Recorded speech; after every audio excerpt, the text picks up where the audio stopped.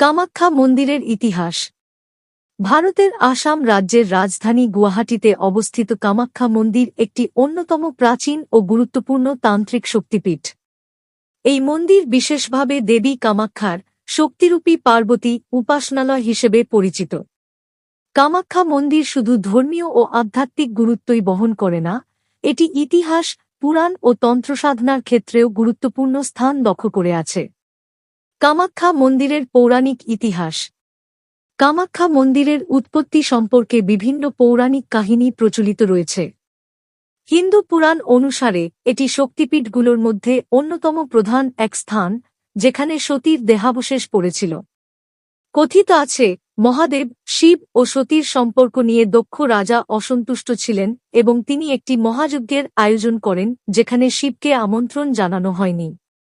সতী এই অবমাননা সহ্য করতে না পেরে যজ্ঞকুণ্ডে আত্মাহুতি দেন। শিব ক্রোধে উন্মাদ হয়ে সতীর মৃতদেহ কাঁধে নিয়ে তাণ্ডব নৃত্য শুরু করেন। এই অবস্থা দেখে বিষ্ণু তাঁর সুদর্শন চক্র দিয়ে সতীর দেহকে বিভিন্ন অংশে বিভক্ত করে দেন, যাতে শিব শান্ত হন। সতীর দেহাংশ ভারতবর্ষের বিভিন্ন স্থানে পড়ে এবং প্রতিটি স্থান শক্তিপীঠ হিসেবে পূজিত হয়। কামাখ্যা মন্দির সেই শক্তিপীঠগুলোর মধ্যে অন্যতম, যেখানে কথিত আছে যে সতীর যোনি বা জননেন্দ্রিয় পড়েছিল।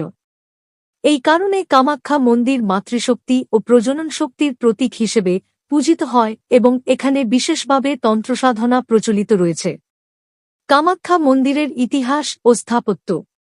বর্তমান কামাখ্যা মন্দিরটি প্রাচীন হলেও এটি বহুবার সংস্কার করা হয়েছে।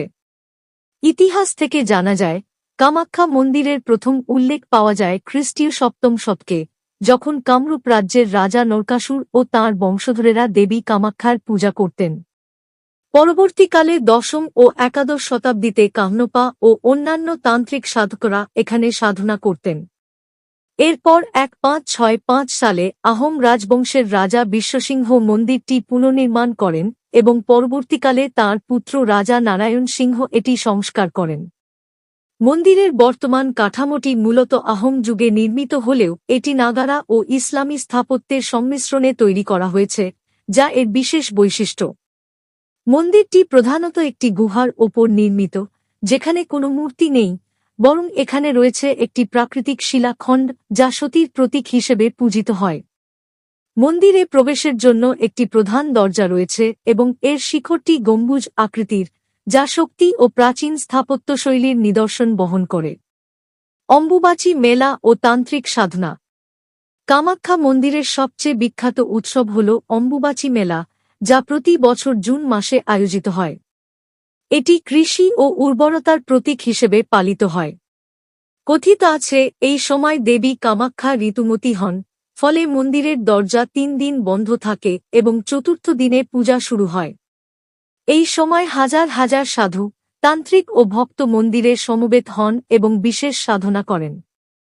এই মন্দির তন্ত্রসাধনার জন্য বিশেষভাবে পরিচিত। বহু তান্ত্রিক সাধক ও যোগী এই স্থানে সাধনা করে সিদ্ধি অর্জন করেছেন বলে বিশ্বাস করা হয়। মন্দির চত্বরে বহু গুপ্ত সাধনার স্থান রয়েছে, যা শুধু বিশেষ অনুমতি নিয়ে প্রবেশ করা যায়। কামাখ্যা মন্দিরের আধুনিক গুরুত্ব।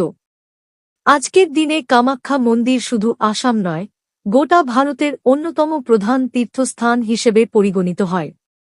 প্রতি বছর লক্ষ লক্ষ পর্যটক ও তীর্থযাত্রী এখানে আসেন। মন্দিরটি গুয়াহাটি শহরের নীলাচল পাহাড়ে অবস্থিত, যা ব্রহ্মপুত্র